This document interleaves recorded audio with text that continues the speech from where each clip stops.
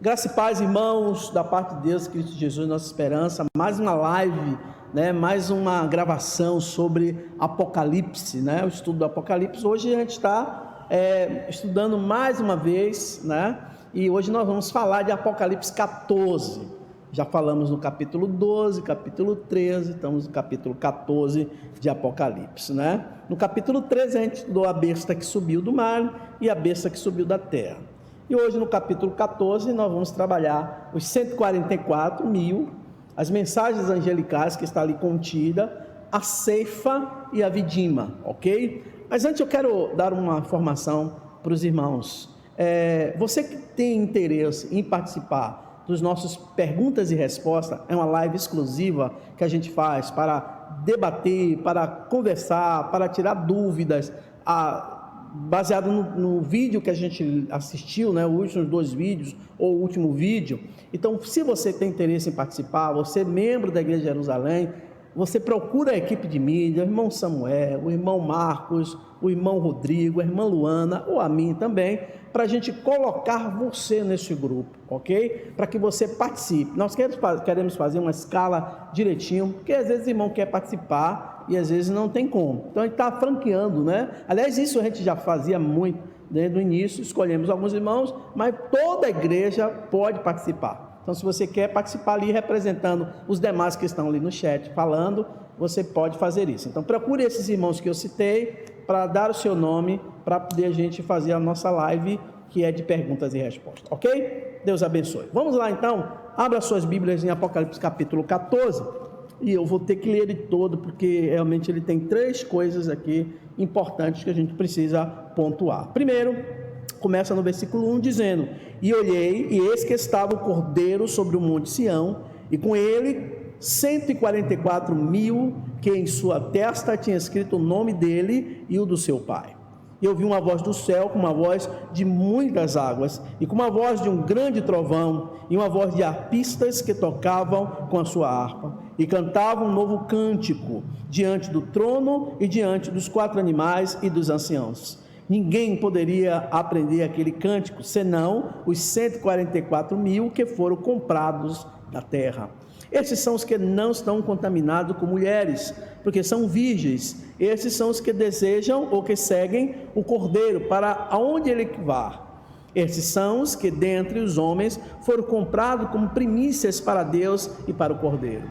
E na sua boca não se achou engano, porque são irrepreensíveis diante do trono de Deus. Verso 6: E vi outro anjo voar pelo meio do céu, e tinha um evangelho eterno para proclamar aos que habitam sobre a terra, e toda nação, tribo, língua e povo, dizendo com grande voz: Temei a Deus, dai-lhe glória, porque vinda é a hora do seu juízo, e adorai aquele que fez o céu e a terra e o mar e as fontes das águas. E o outro anjo seguiu dizendo: Caiu, Babilônia, aquela grande cidade que com todas as nações deu a beber do vinho da ira da sua prostituição. E o seguiu o terceiro anjo dizendo com grande voz: Se alguém adorar a besta, a sua imagem, receberá o sinal na sua testa ou na mão. E também o tal beberá do vinho da ira de Deus, que se deitou, não misturando no cálice da sua ira, e será atormentado com fogo e enxofre diante dos santos anjos e diante do Cordeiro.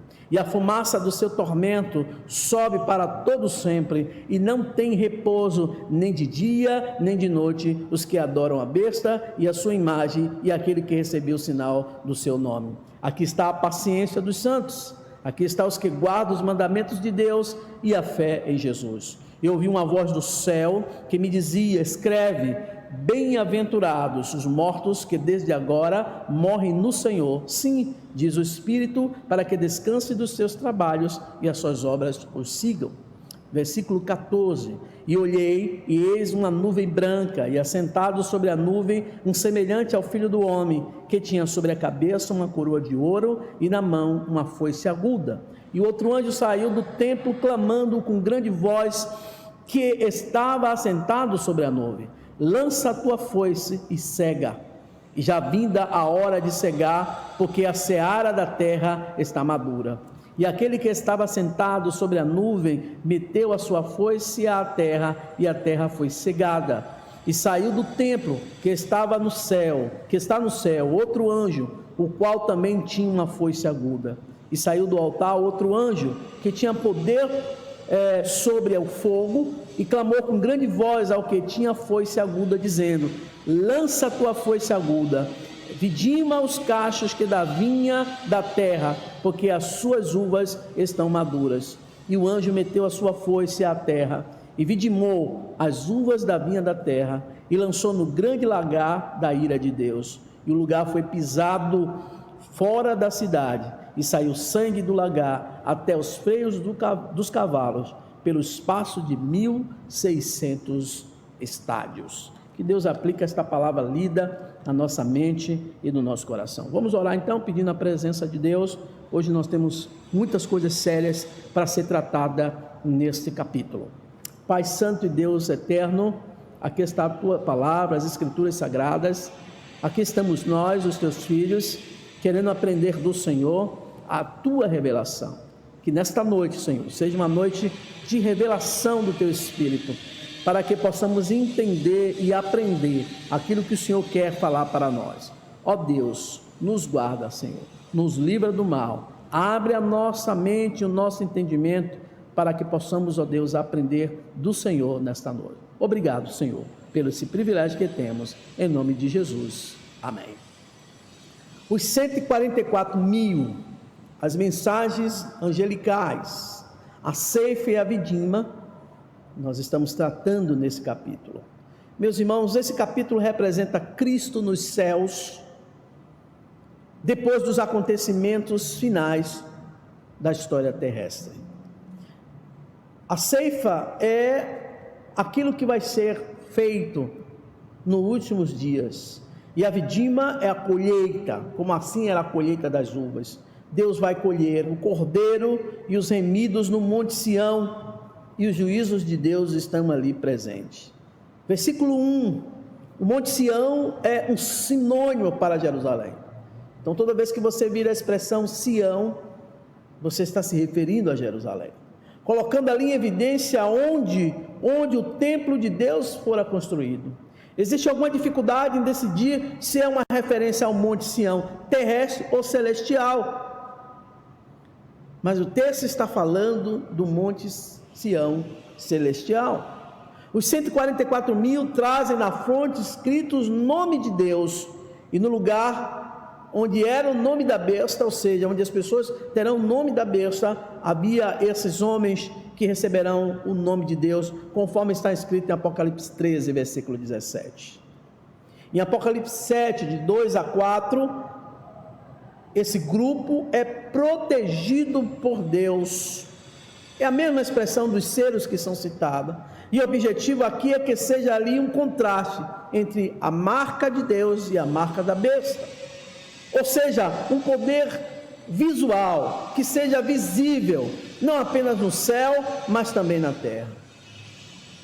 No capítulo 2, no versículo 2 a 3, fala de um novo cântico, e o novo cântico provavelmente é aquele que será cantado diante do trono de Deus, conforme lemos também em Apocalipse 5, versículo 9 e 10. Com essa canção é sobre a redenção, a vitória em Cristo. Parece que está falando apenas no céu, mas serão também aqueles que foram comprados da terra, em especial os 144 mil, que têm permissão de Deus para aprender e cantar esse novo cântico. É a recompensa desses homens que sofrerão e pregarão o evangelho do reino, e esses homens receberão a coroa de glória. Então você vê isso no versículo 2 e 3.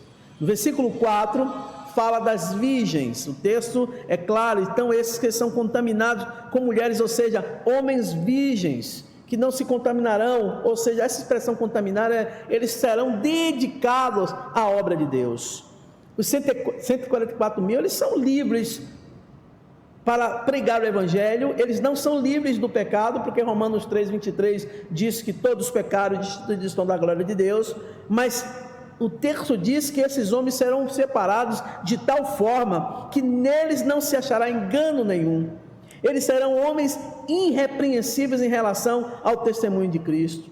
São homens especiais, não terá falsidade sobre eles. Eles rejeitam a mentira do anticristo. Quando Paulo escreve lá em 2 Tessalonicenses capítulo 2, ele vai falar sobre isso.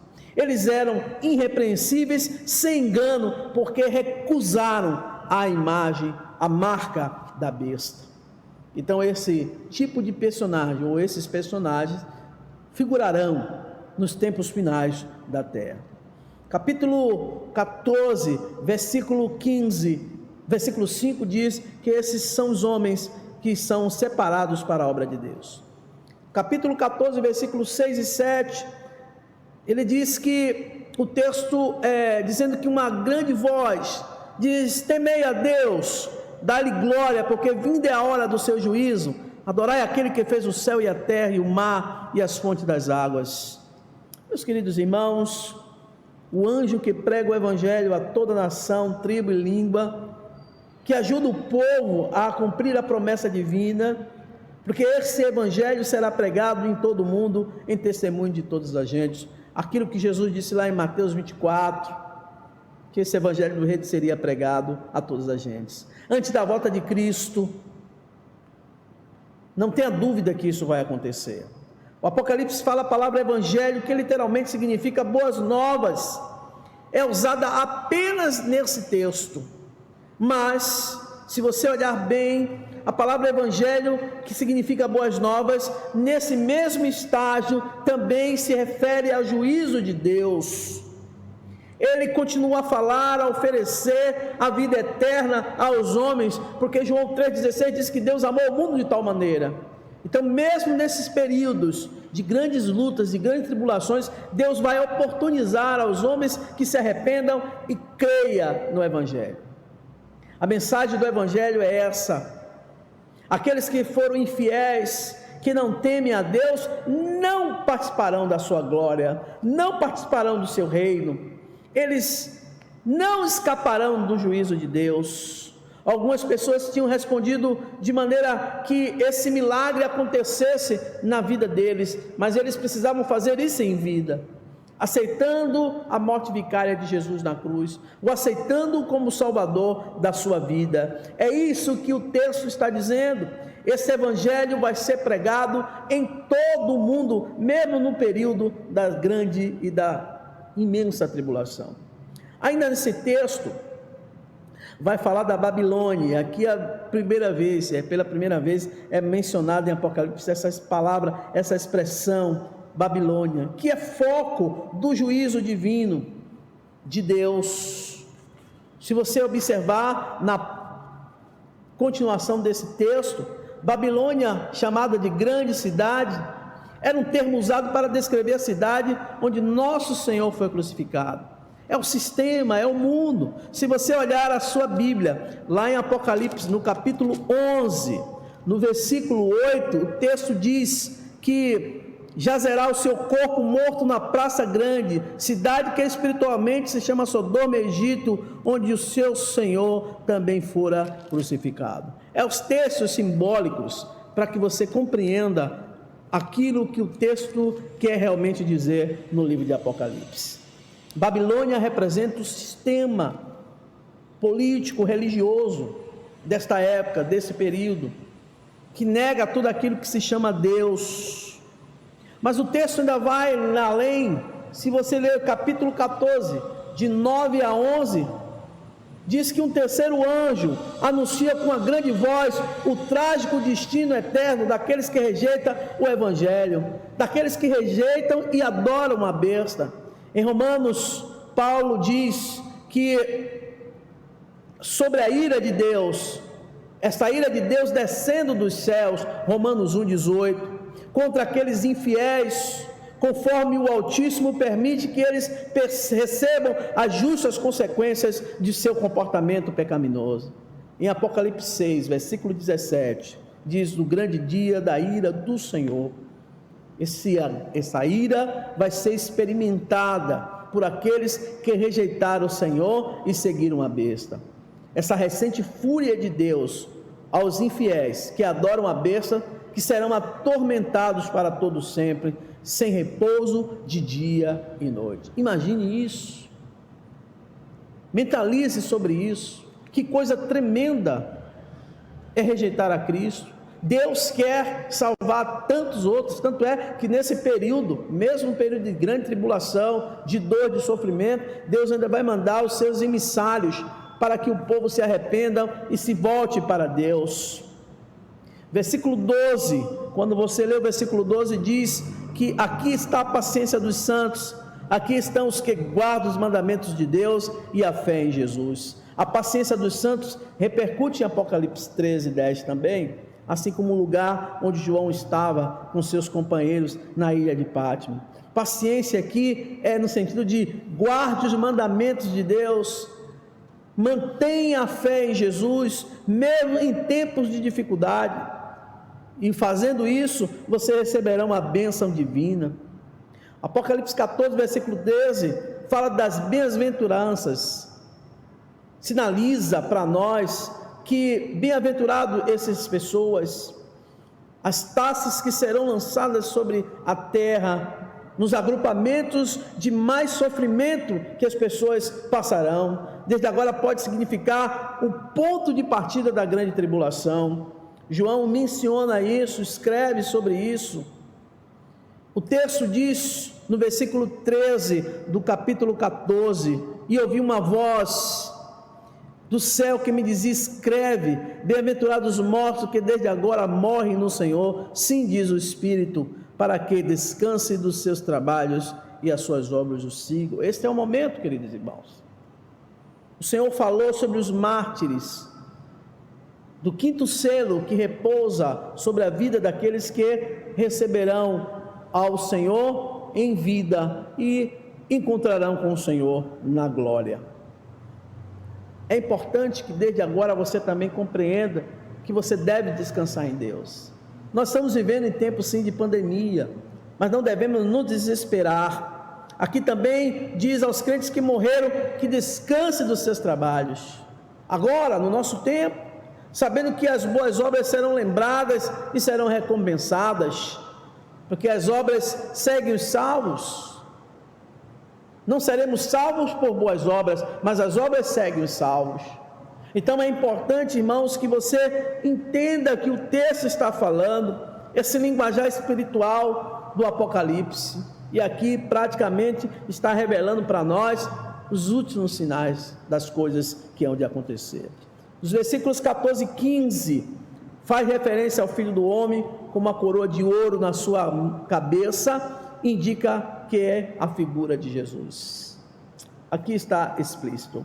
Algumas pessoas então até hesitam em fazer esse tipo de identificação, porque diz que o anjo dá ordem para a primeira figura ceifar, e aparece aí inapropriado, né? Um anjo dar ordem a Jesus. Mas já em João 5, no Evangelho de João 5:22, Jesus diz assim: também ao Pai ninguém julga, mas Deus deu ao Filho todo o juízo.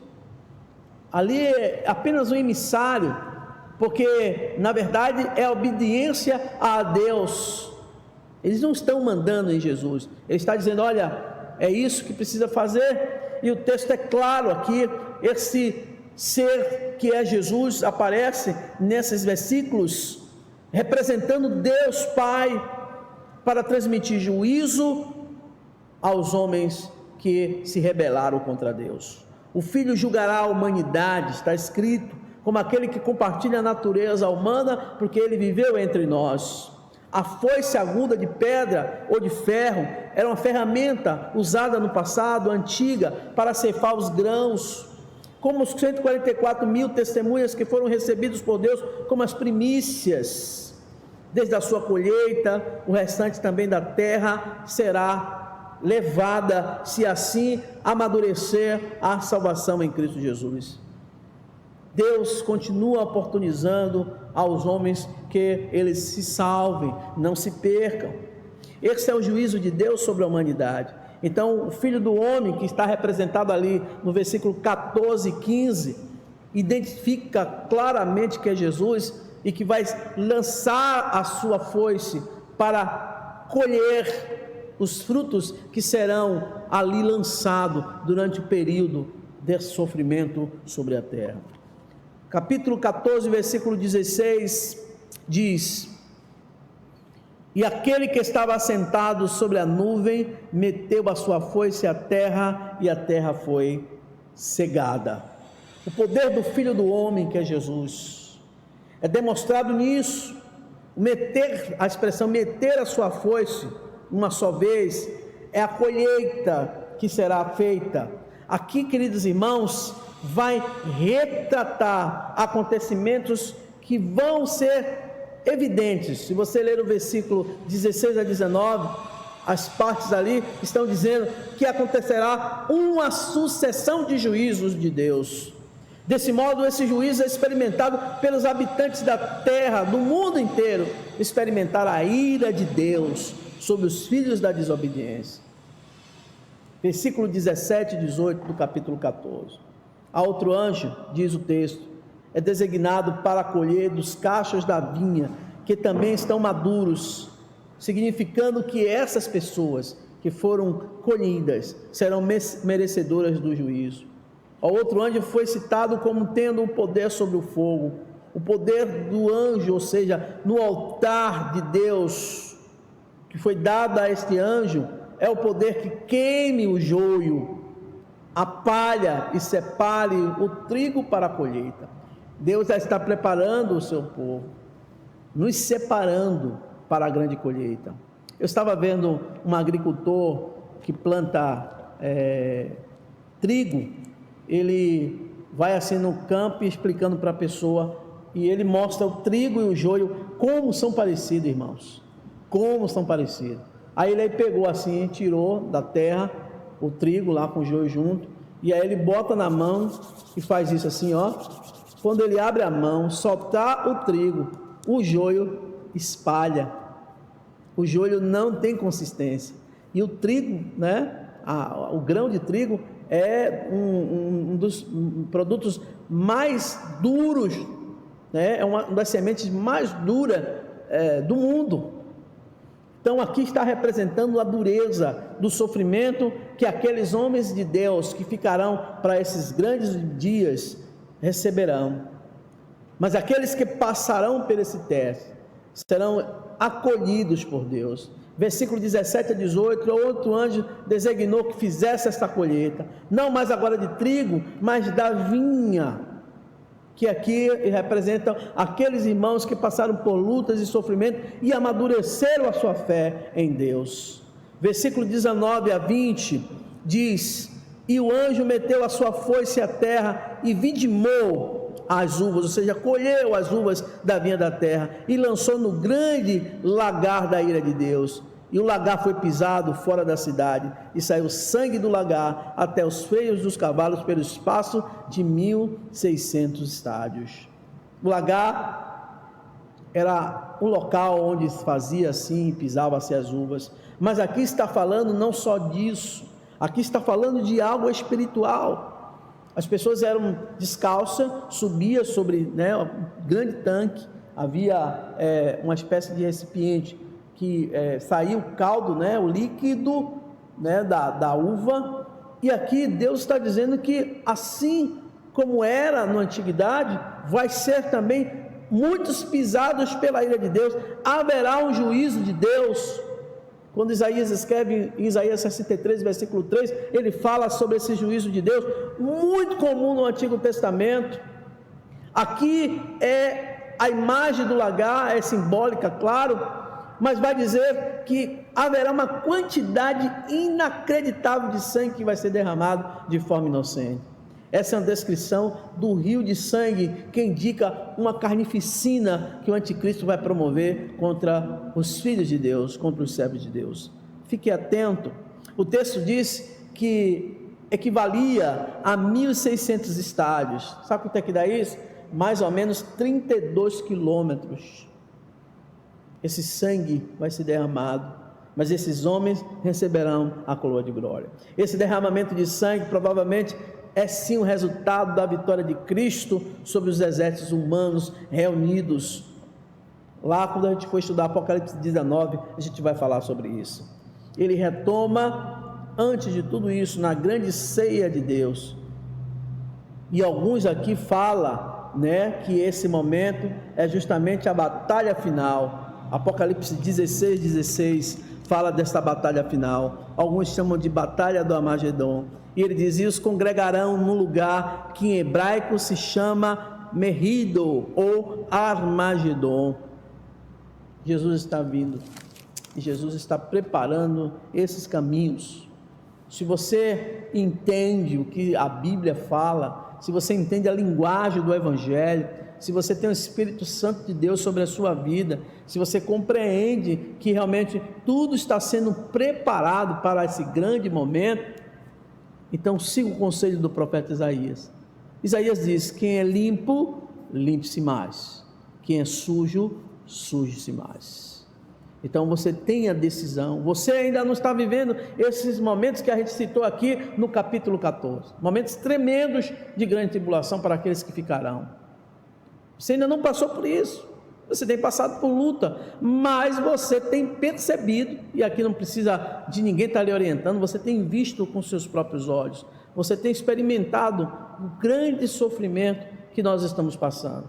São os princípios de dores que a Bíblia fala. Agora olhe isso, mas não se assuste.